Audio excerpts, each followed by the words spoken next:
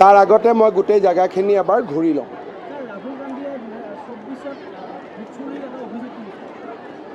ৰাহুল গান্ধীয়ে নিজে ইলেকশ্যন জিকিলে সব ঠিক থাকে আৰু বিজেপিয়ে ইলেকশ্যন জিকিলে গণ্ডগোল হয়। কৰ্ণাটকত ভোট চুৰি নহয়, তেলেংগানাত ভোট চুৰি নহয়, যদি আমি জিকো সেই জায়গাত ভোট চুৰি হয়। এইটো কেনেকুৱা ধৰণৰ কথা হ'ব পাৰে?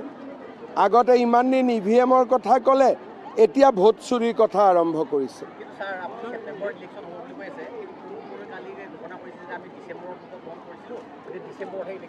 ছেপ্টেম্বৰৰ 29 তাৰিখৰ আগতে ইলেকশ্যন হৈ যাব। মই যোৱাকালি গুৱাহাটীত কৈ আহিছোঁ এই বিষয়ে, অলৰেডি মই ক'লোঁ।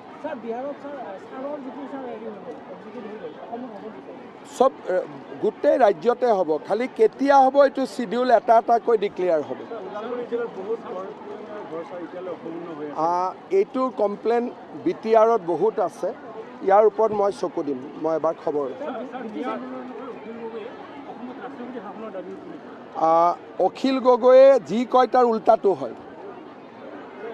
অখিল গগৈ যদি কয় সূৰ্য পূবৰ ফালে ওলায়, তেতিয়া সূৰ্যটো পশ্চিমত গুচি যাব, কাৰণ সূৰ্যইও অখিল গগৈক বেয়া পায়।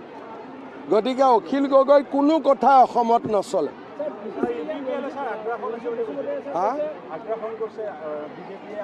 বিজেপিয়ে আগ্ৰাসন কৰিছে নে মিয়াই আগ্ৰাসন কৰিছে, সেই কথাটো বুজি পাব লাগে না।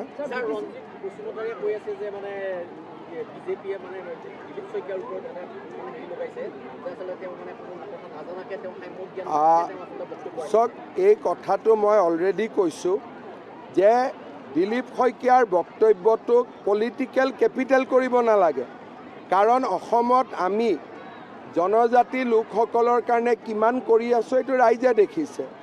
গতিকে দিলীপ শইকীয়াই কিবা এটা বেলেগ প্ৰসংগত কিবা এটা কৈছে, তাক ইলেকশ্যনৰ, কাৰণ আমি যোৱা 5 বছৰ বা সোণোৱালৰ চৰকাৰ, মোৰ চৰকাৰ 10 বছৰ হৈ গ'ল, আমি কিবা মানুহে বেয়া পোৱা কাম এতিয়ালৈকে কৰিছোঁ নেকি? ক'তোতো কৰা নাই। চক এইবিলাক কোনে কোৱা ৰাজনৈতিক কথা বতৰা, তাত মই সোমাব খোজা নাই। আমি BPFৰো বিৰোধী নহয়, UPPLৰো বিৰোধী নহয়, মাত্ৰ এবাৰ পদুমক ৰাইজে ভোট দিব লাগে, এইটোৱে কথা। চক এইবিলাক মোক কিয় কমেণ্ট সুধি আছে? তেওঁলোকক য'ত প্ৰতিবাদী কাৰ্যসূচী লৈছে তাত আপোনালোক যাব লাগে, যাই কমেণ্ট ল'ব লাগে। নহয়, কোন যাব লাগে? এতিয়া ময়ে যদি কমেণ্ট দি দিওঁ, তেওঁলোকৰ ওচৰতো আপোনালোক নাযাব। গতিকে তেওঁলোকৰ ওচৰত আপোনালোক যাব লাগে, কমেণ্ট ল'ব লাগে। হয় নহয়? ব'লক।